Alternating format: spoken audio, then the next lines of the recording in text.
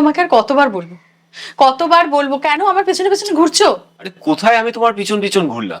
তাহলে আমার অফিসের নিচে কার জন্য ওয়েট করছিলে? না তুমি বলো, তুমি কার জন্য ওয়েট করছিলে? মিনি আমাকে ফোন করেছিল। ও, আজ তো মিনির আমি। ওর কোনো দোষ নেই। আর তাছাড়া তোমাকে আমার একটা কথা বলার ছিল। আমার তোমাকে খুব দেখতে ইচ্ছা করছিল। Are you mad? তুমি এখনো সেই কলেজ লাইফে মনে আছো? অ্যাজ এ সিনিয়র আমি তোমাকে কতবার বুঝিয়ে বলেছিলাম যে তুমি যেটা মনে মনে ভাবো সেটা কোনোদিনই সম্ভব নয়। রাইমা, তখন সম্ভব ছিল না, কিন্তু এখন তো সেটা সম্ভব। আর তাছাড়া তোমার জীবনেও কেউ নেই, আর আমিও single. So what?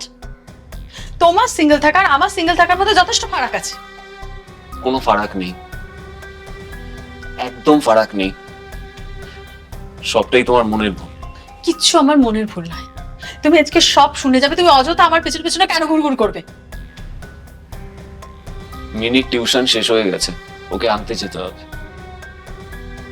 O sheet, 7টা বেজে গেছে। আমার একদম খেয়াল নেই। এই জন্যই বলেছিলাম রাইমা, তোমার জীবনে কাউকে দরকার নাই লাগতে পারে, কিন্তু মিনির একজন রেসপন্সিবল বাবা খুবই দরকার।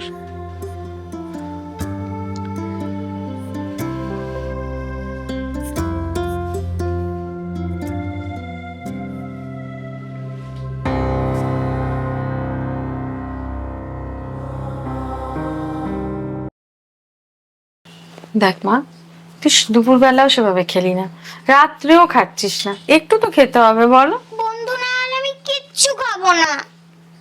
বন্ধু আসবে তবেই আমি খাবো। বন্ধুর তো কিছু কাজও করতে পারে বলো। আর তো কদিন আগেই এলো, আর তুমি দেখো 2-3 দিন ধরে কত জ্বর হয়েছে, বমি করছো। বলো, তোমাকে একটু না খেলে হবে? বন্ধু না আসলে আমি খাবোই না। বন্ধু কেমন একা একা বাজার করে, একা একা রান্না করে খায়। আমাদের সাথে একসাথে থাকলে ওটা হয় না মা। কেন হয় না? বন্ধু তো কত ভালো, আমাকে কত ভালোবাসে। আমি বুঝছি তোমার ভালোবাসা। মিনির শরীর খারাপ, তুমি আমাকে জানাওনি? দেখেছো বন্ধু আমাকে কত ভালোবাসে। আর এগুলো কি আমার জন্য? আমি এক্ষুনি খাবো। আরে মিনি, জ্বর গায়ে, শোন আমার কথাটা মা। তোমাকে কে খবর দিল? এটা মনের সাথে মনের চোখ। Please stop it. কতবার বলেছি এই এক কথাই মন মন আমার কাছে করবে না, আমার ভালো লাগে না। রাইমা, তোমার মতো ডিভোর্সি এখন ঘরে ঘরে, আর কেউ এটাকে ধরে বসে থাকে না। আর এভাবে তো জীবন চলতে পারে না। আমার জীবন আমি কিভাবে চালাবো সেটা আমি যথেষ্ট ভালো বুঝি, কারণ প্রথম থেকেই আমি সেলফ ডিপেন্ডেন্ট। কিন্তু মিনি, ওর ক্রাইসিস গুলো কি তুমি সব একাই? হ্যাঁ, আমি একাই পূরণ করতে পারবো। বন্ধু আজকে তুমি আমার কাছে থাকবে তো?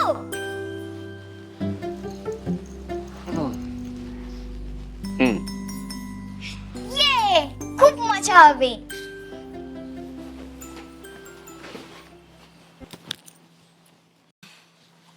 এন, মিনি এখন কেমন আছে? আজকে ভালো আছে, স্কুলে গেছে। যাক, এরকম একটা চনমনে মিষ্টি মেয়ে চুপচাপ হয়ে গেলে কেমন খারাপ লাগে না? সেই বলছি, সেদিনের রাতের জন্য, মানে সেদিনের ব্যবহারের জন্য সরি। আরে আরে সরি বলার কি আছে? তোমার মনে কষ্ট ছিল, তাই তুমি সবটা উগড়ে দিয়েছো। না, সেটা তো হয় না। তা বলে আমার রাগ আমি তোমার উপর ওগড়াবো? এটা তোমার অধিকার। আর তাছাড়া এটাকেই বলে সুপ্ত ভালোবাসা। স্টপ ইট প্লিজ সৈকত। এই বারবার এক কথা আমার জাস্ট ভালো লাগে না। আমি তোকে কতবার বলেছি যে আমার বিয়ে হয়ে গেছে, আমার একটাই ভালোবাসা। সেই ভালোবাসার অধিকারটাই যখন হারিয়ে ফেলেছি তখন আর। আমিও কলেজ লাইফ থেকে রাইমা ছাড়া আর কোনো মেয়েকে চিনি না। কিন্তু সেই রাইমা তো আর রাইমা নেই তোমার। এখন সে বিবাহিত, একটা বাচ্চার মা। আমি এই বিয়ে মানি না। তোমার মানা না মানায় কিছু যায় আসে না সৈকত। যেটা সত্যি সেটা সবসময় মানতে হবে। আমার একটা মেয়ে আছে, আর তাছাড়া তাছাড়া আমি ডিভোর্সি। রাইমা, এরকম ডিভোর্সি এখন ঘরে ঘরে। তাছাড়া তুমি জীবনে একটা ভুল করেছো, এরকম রুদ্ধ মানসিকতা থেকে নিজেকে বের করো, না হলে তুমি আবারও ভুল করবে। অন্তত তোমার মেয়েটার দিকে তাকিয়ে, অন্তত মেয়েটার দিকে তাকিয়ে। মেয়েটা আমার, আমার মেয়ে, আমি বুঝবো। মানছি মিনি তোমাকে খুব ভালোবাসে, বন্ধুর মতো ভালোবাসে, তাহলে ওর বন্ধু হয়ে থাকো না। এর থেকে বেশি নিজেকে কিছু ভাবার চেষ্টা করো না।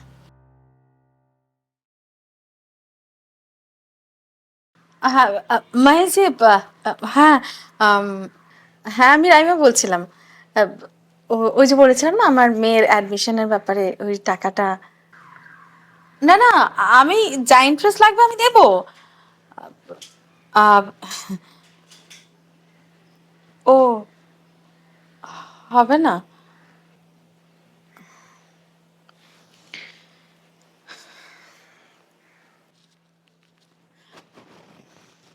এই বান্টি, আমি রাইমাদি বলছি রে। হ্যাঁ ওই যে কথা হয়েছিল না তোকে, ওই আমার মেয়ের অ্যাডমিশনের 1 লাখ টাকাটা। হ্যাঁ আজকেই লাগবে। না না মানে, ও তোর মায়ের অপারেশন। আচ্ছা ঠিক আছে, হ্যাঁ টেক কেয়ার। ওকে। মিনির অ্যাডমিশনের জন্য টাকা লাগবে? তুমি তো আমাকে আগে বলোনি। প্রয়োজন বোধ হয়নি তাই। বাহ, দারুণ। স্কুলে নিয়ে যাবা, টিউশনে দিয়ে আসা, ডাক্তার দেখানো, হ্যাঁ আমি সব। সব সব জানি, কিন্তু আমি আর ঋণ বাড়াতে চাই না তোমার কাছে। বাহ, আমার মেয়ের জন্য টাকা লাগবে তো দরকার হলে আমার গয়না বিক্রি করে দেবো। খুব ভালো। তুমি গয়না বিক্রি করে দেবে, তবুও তুমি আমাকে বলবে না। বেশ, কাল থেকে আমিও তাহলে আর এই বাড়িতে আসবো না।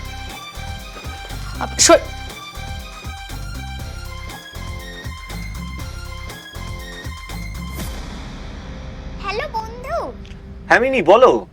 তুমি তাড়াতাড়ি এসো, মাম্মামের সকাল থেকে খুব জ্বর আর বমি হচ্ছে। হ্যাঁ মিনি, মিনি আমি এক্ষুনি আসছি, এক্ষুনি আসছি বাবা। মিনি কার সাথে বলে কথা বলছি মা? আমি ঠিক লোকের সাথেই কথা বলছিলাম। তুমি এখানে চুপ করে বসে থাকবে, এক পাও উঠবে না। সৈকতকে ফোন করছিলি না মা? হ্যাঁ, তোমার জন্য ওষুধ আনা, খাবার আনা, তারপর ডাক্তার দেখানো, এসব কে করবে বলো? আমি তো ছোট, আমি এসব করতে পারি? আমি তো ওষুধ খেয়েছি মা, একটু পরে আমি ঠিক হয়ে যাব। তুই তো সকাল থেকে কিচ্ছু খাসনি, তুই কিছু খেয়ে নে। না, আমি আমি ঠিক সময় খেয়ে নেব। বন্ধুকে তো আগে আসতে দাও, তারপর আমি না হয় ঠিক সময় খেয়ে নেব। তুই ঘরের আলোটা কেন নিভিয়ে দিয়েছিস? আমার অন্ধকারে। কই মাম্মা, লাইট তো জ্বলছে। মাম্মা, মাম্মা, কি মিনি, কি হয়েছে? দেখো না, মাম্মাম কিরকম করছে আর কথা বলছে না। রাইমা, রাইমা,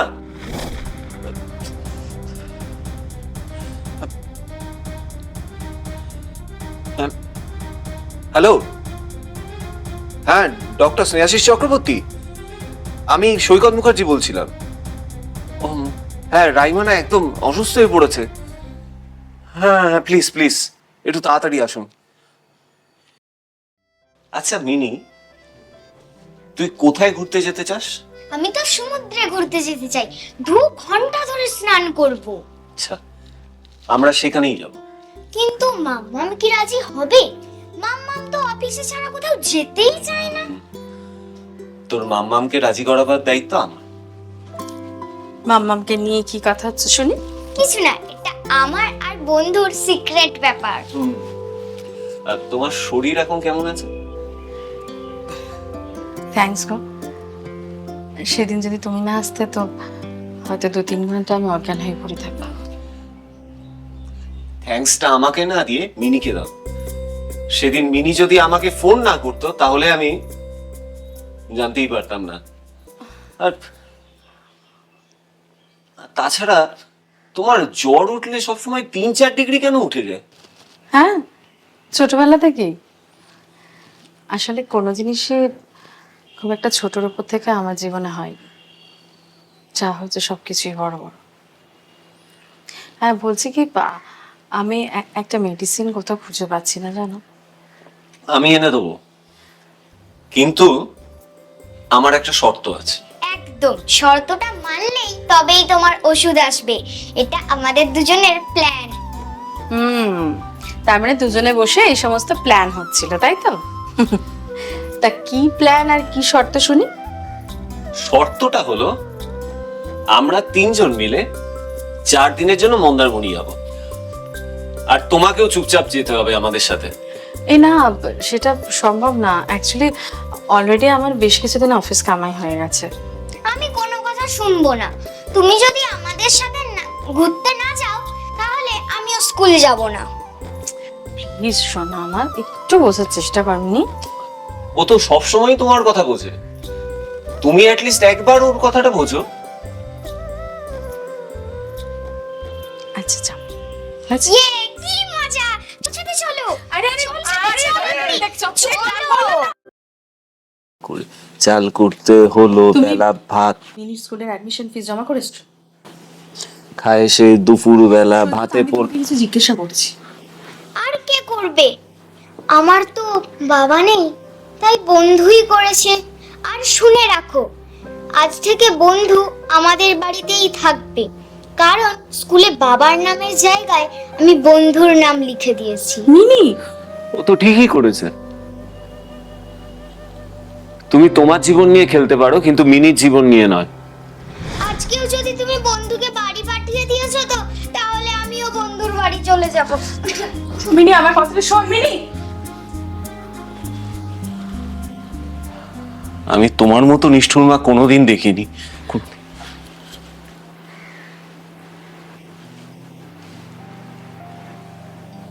তুমি রেজিস্ট্রি ম্যারেজের ডেট ঠিক করো। আমি বিয়েতে রাজি। তুমি তুমি সত্যি বলছো? আমি জানতাম আমার বন্ধু একদিন মাম্মা মেরা বন্ধু হবে। দুষ্টু হয়ে গেছে একদম।